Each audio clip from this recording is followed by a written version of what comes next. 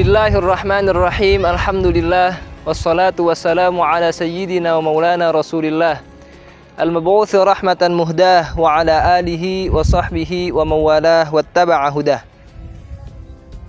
Alhamdulillah, segala puji hanya milik Allah Rabbul Alamin, Tuhan semesta alam ini, satu-satunya zat Al-Malikul Ma'bud yang pantas kita sembah, zat yang merupakan satu-satunya Tuhan yang maha kuasa lagi maha bijaksana. Salah satu kebijaksanaannya adalah bagaimana Allah Subhanahu wa ta'ala mentakdirkan kita sampai detik ini bisa menghirup nafas yang telah diberikan oleh Allah Subhanahu wa ta'ala. Mudah-mudahan apa yang diberikan Allah kepada kita senantiasa bisa kita maksimalkan untuk keperluan ibadah kita kepada Allah Subhanahu wa ta'ala dengan sebenar-benarnya. Ma'asyiral hadirin al-musyahidin rahimakumullah. Pada hari ini, hari yang ke-21, di mana kita sekarang masuk fase terakhir, ialah bagian terakhir dari bulan suci Ramadan, yaitu dikatakan wa akhiruhu itqum minan nar. Bagian terakhir, fase ketiga adalah fase di mana Allah Subhanahu wa ta'ala membebaskan hamba-hambanya dari siksa api neraka. Tentunya kita berharap kepada Allah di fase terakhir ini kita mendapatkan ampunan juga pembebasan Allah Subhanahu wa ta'ala dari siksa api nerakanya. Amin ya rabbal alamin.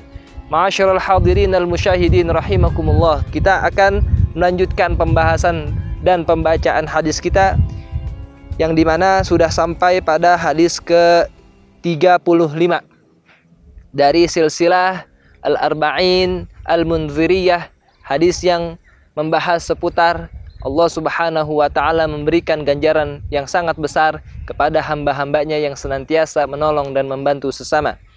Bismillahirrahmanirrahim. Al-hadithul khamis wa thalathun. Hadis yang ke-35.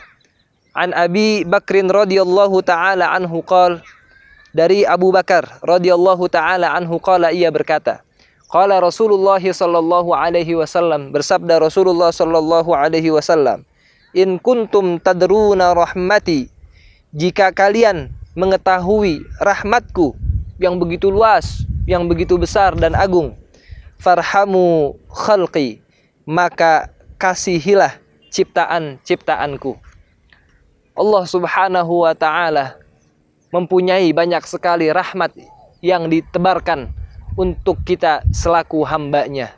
Satu saja rahmat Allah Subhanahu wa ta'ala bisa kita raih dan kita optimalkan, maka sungguh kehidupan kita menjadi kehidupan yang beruntung, baik kehidupan di dunia dan di akhirat.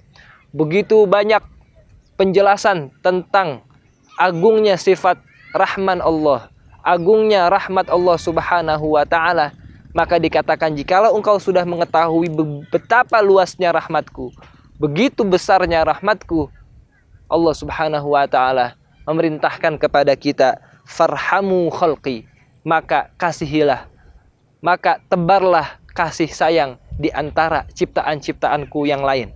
Masya Allah, di sini kita lihat bagaimana Allah Subhanahu wa ta'ala mengatakan farhamu khalqi, tidak hanya mengatakan farhamu ibadi, yaitu bagaimana engkau mengasihi atau memberikan kasih sayang kepada hambaku yang dari manusia saja, tidak, tapi Allah katakan farhamu khalqi.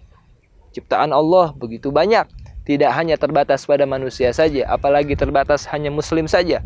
Ciptaan Allah dari manusia, binatang, tumbuhan yang kita lihat sekarang ini merupakan ciptaan Allah Subhanahu wa ta'ala yang seharusnya kita kasihi, yang seharusnya kita berikan kasih sayang.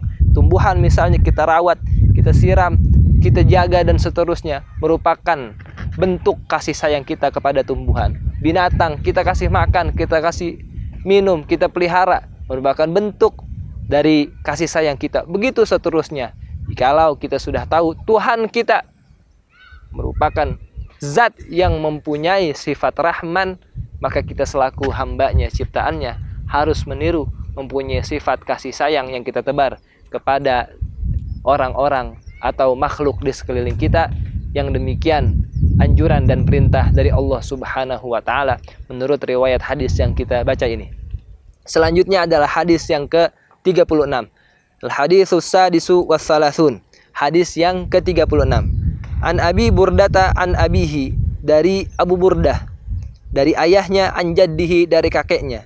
Anna Rasulullah sallallahu alaihi wasallam qala, bahwa Rasulullah sallallahu alaihi wasallam bersabda, "Matsalul mu'minina fima bainahum kamatsalil bunyani yumsiku ba'dhuhu ba'dha." Perumpamaan orang yang beriman di antara mereka, di antara orang yang beriman lainnya, kamatsalil bunyan, itu bagaikan bangunan, yumsiku ba'dhuhu ba'dha, yang mengencangkan sebagian dengan bagian yang lainnya, ayyashuddu ba'dhuhu ba'dha, atau menguatkan bagian dengan bagian lainnya. Orang beriman diibaratkan Rasulullah Shallallahu Alaihi Wasallam bagaikan bangunan. Kita lihat bangunan di sekeliling kita itu saling menopang, saling menguatkan, saling mengencangkan.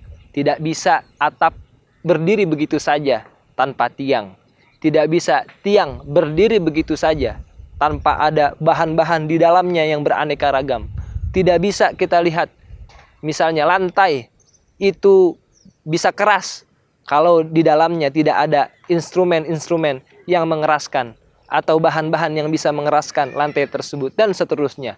Satu dengan yang lainnya itu saling menguatkan, satu dengan yang lainnya saling mengencangkan. Itulah pengibaratan orang mukmin dengan yang lainnya. Kita harus saling mengencangkan, menguatkan ukhuwah di antara kita, karena yang demikian adalah perintah Rasulullah Shallallahu Alaihi Wasallam. Kita adalah satu bangunan yang harusnya kokoh, yang tidak boleh runtuh, yang tidak boleh terpecah belah atau bercerai-berai gara-gara hal sepele, gara-gara hal yang tidak ada nilainya mungkin di mata Allah Subhanahu wa taala. Kita berpisah, kita bercerai-berai, itu sangat disayangkan. Maka haruslah kita sebagai orang yang beriman saling menguatkan, saling satu dengan yang lainnya itu mengencangkan dengan apa?